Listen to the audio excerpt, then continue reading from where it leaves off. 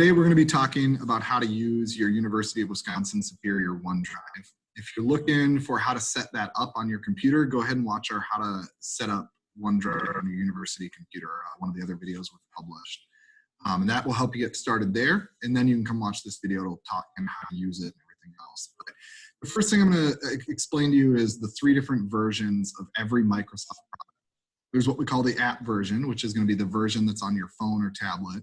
There's the web version, which is going to be accessing it from Google Chrome, Internet Explorer, Firefox.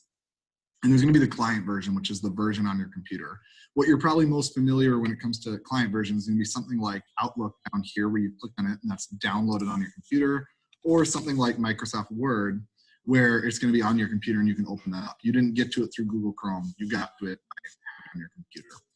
So I've already set up my OneDrive on my computer. Like I said, watch the video, the other video if you haven't. But if you click on your File Explorer down here, you go ahead and click on OneDrive University of Wisconsin Superior, you're going to go ahead and see that I have a bunch of different files here. And so this is my OneDrive. These are all backed up to the cloud. I know they're backed up because if I look under status, it either has a green check mark or a cloud. If it has a spinning icon, which none of mine do, a spinning circle, that means it's currently backing up to the cloud and hasn't finished yet. So if you're disconnected from internet, you might have a couple of those because it's trying to connect to the internet and back that up, so it is backed up.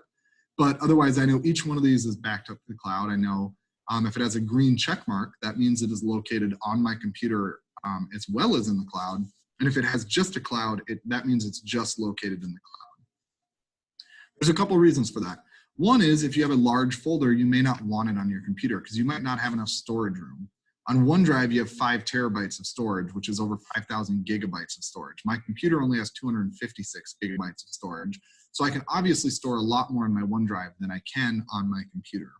This file right here is quite a large file, actually. It has a decent amount of content in it. And so if I had that stored on my computer, it would take up a whole lot of my hard drive, which I don't want to. For some reason, it says 19.9 megabytes, but that isn't correct. But yeah, so that's why you may want certain things stored in the cloud. If I'm looking at this folder and I want it stored on my computer, so let's say we'll use Excel form as an example.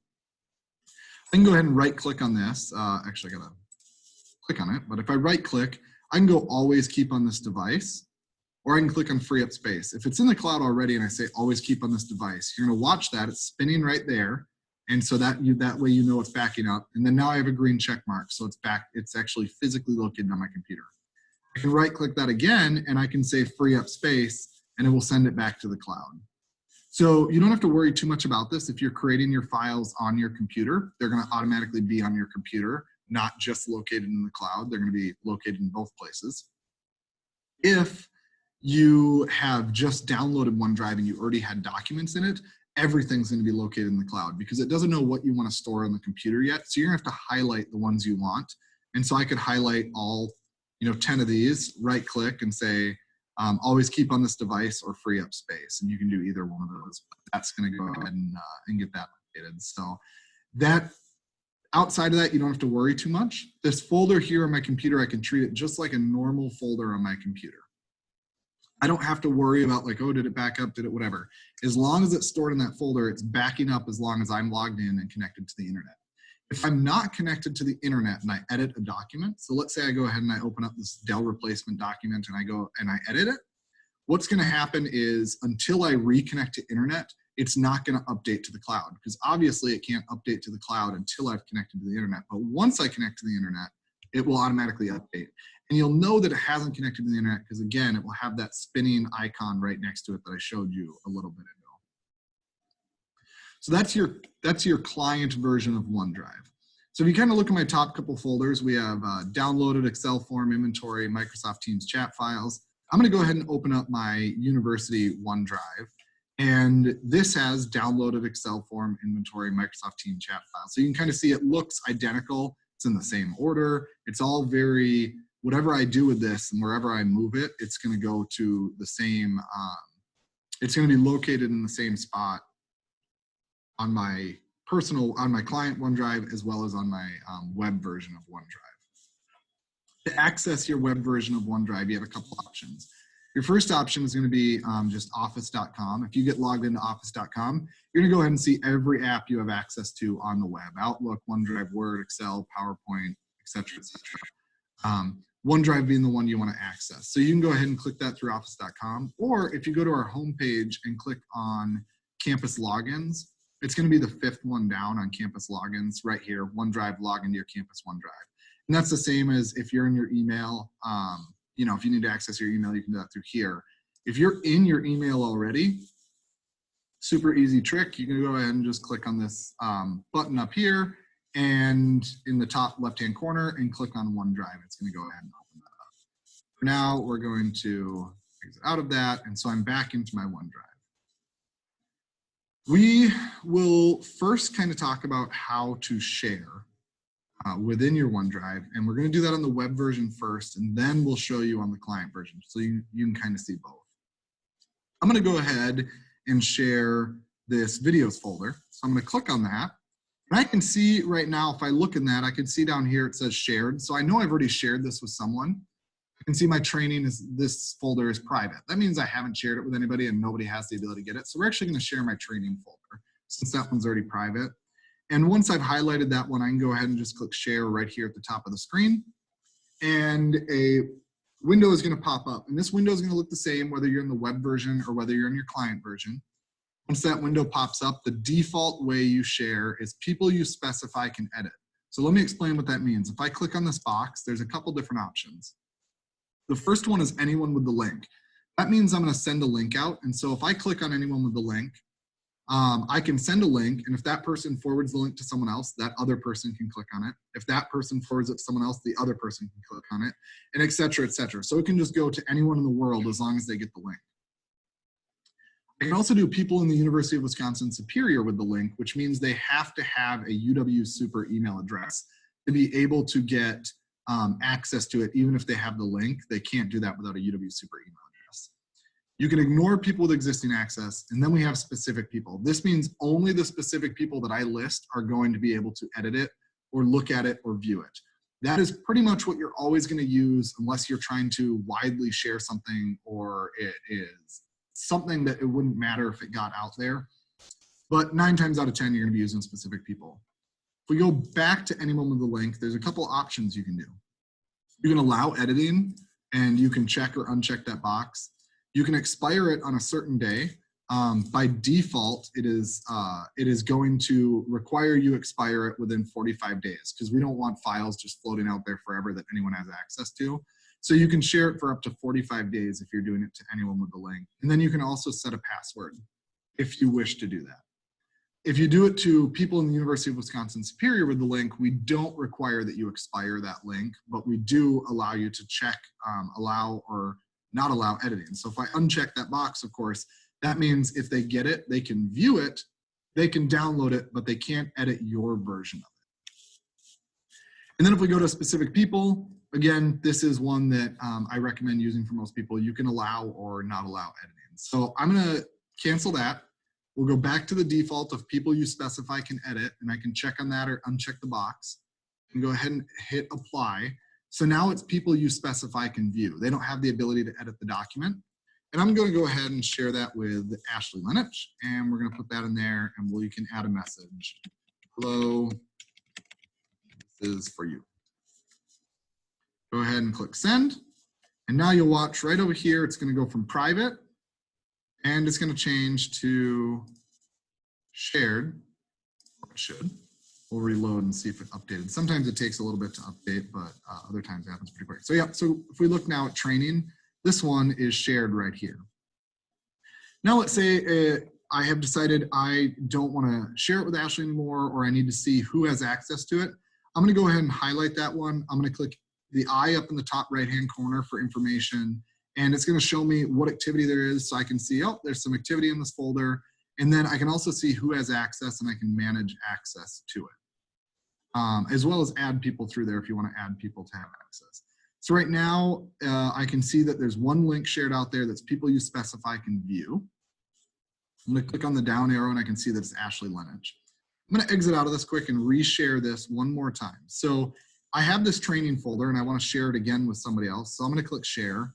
And this time I want specific people and I want them to be able to edit. So now I'm going to share people you specify can edit. We're going to go into test, and we're going to go ahead and say this is test, and I'm going to send that right there. So now I sent it out again. I'm going to click back on the information icon. I'm going to manage access. And I can see now I have two links giving access to people right here.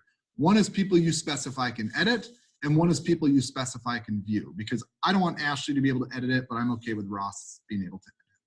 So now if I want to manipulate into that, I can go ahead and just click here and click the X button on one of those. It will still be shared. Or I can go ahead and click the 3 ellipses and I can delete that link completely. I can remove the link so nobody who has that link will be able to use it. Delete the link. Now I'm down to just one link. I can go ahead and delete that link as well. Delete link, and I can go ahead and exit out. And now it isn't shared, but it still is probably going to say shared right here. So let me reload and see if that updates. It doesn't always update immediately, but it will update. So now it is back to private. So training is a private item. I have no links out there sharing it with anybody. I can see that. So it's pretty straightforward on how to share and how to remove the sharing abilities. If I click on my client version of OneDrive and I do the same thing, let me take that training folder. I can right click on it. I can go ahead and click share, and I'm going to get the exact same window that pops up. If I do not have internet access, I cannot share a document because I don't have internet access. So until you are connected to internet, it will not let you share. And it's going to be pretty much the exact same of people you specify can edit.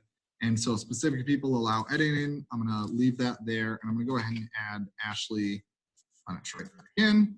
We're going to go ahead and send that to Ashley, and now she has access to edit. And I can see that because it has a little person icon right next to my check mark. I know that that file is shared.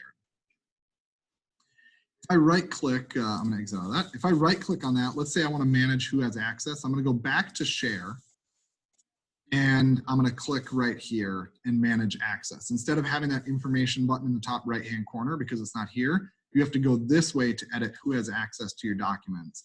I can go ahead and see that there's one link giving access. It's Ashley, and I can go ahead and just delete that link, or I can delete an individual. You know, if I have 4 people underneath here that I shared this with, I can just delete one of them, or I can go in and delete the entire link. And that's deleted. There's no sharing links. I'm going to click back and exit out. Now this is going to be the one that usually takes a little bit of time to update and show you that it is not shared with anybody. It was, but it isn't now. So that is how you share on your OneDrive. So yes, client versus web. I typically use the client version because it's the most familiar with what people are doing. You're always on your computer using folders, that type of stuff. That's the one I kind of use for everything. I don't use my web version very often. The main times that I use my web version personally are when I am on a different computer, on my home computer. I need access to a file. I can just log in, get the file, do what I need to do with it, but I don't have to take my computer with me necessarily. So that is what you'll need to know for kind of the sharing and which one you're going to want to use. It really is just personal preference. If you like the online version, you can go ahead and use the online version. If you like the app on your phone, you can go ahead and use the app. As for the app, I don't have the ability to record the screen and show you, but there are some documents linked in this the same web page that you're on, showing you how to scan documents from your OneDrive app on your phone and scan them in. There's some really good features on the OneDrive. If you click on the camera icon, you can go ahead and scan in a PDF. You can scan in a picture and put it right into your OneDrive. You can take a picture of a whiteboard and it will automatically crop out the edges and turn the whiteboard so it's facing you. You can also take a picture of a business card. If you do a document on the OneDrive, the PDF, what that's going to do is it's going to automatically crop the document for you, and you can edit it if you don't like the cropping. And then you can go ahead and add extra pages if you take a picture and then want to add a second page. You can go ahead and just hit add new. There's a plus button right down at the bottom, and you can add up to 10 pages on the OneDrive app. So that is a great reason to use the OneDrive app. Again, I use my OneDrive app pretty much just for when I'm out and about and need to access something, or if I'm in a meeting and somebody asks me a question, like, oh, I don't have my computer in front of me, I can pull that right up. With the app on your phone or tablet, by default, everything is stored in the cloud, because obviously if you pull it onto your tablet or device, it's going to fill your device up really fast.